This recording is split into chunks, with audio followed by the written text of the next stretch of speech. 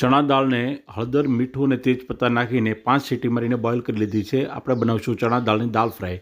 તો વઘાર માટે 2 ચમચી દેશી ઘી લીધું છે.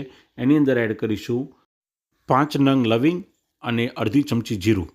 ક્રેકલ થાય એટલે આદું અને લસણની પેસ્ટ અને ત્યારબાદ કરીપત્તા.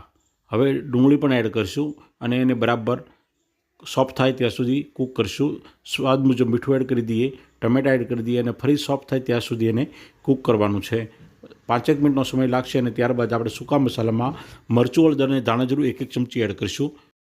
1 નાની ચમચી હિંગ એડ કરીશું અને હવે એડ કરીશું તીખા મરચાં અને મોળા મરચાં અને ઉપરથી થોડી કોથમીર. બધું જ એડ કરીને બરાબર મિક્સ કરી દેવાનું છે. અને પછી આ લાલુ ભૈયા ચણા દાળ બનાવી રહ્યા છે. હવે ગરમ પાણી એડ કર્યું છે અને બરાબરનો વઘાર તૈયાર કર્યો છે અને હવે બોઇલ કરેલી આ ચણા દાળમાં વઘાર એડ કર્યો અને આપણી ચણા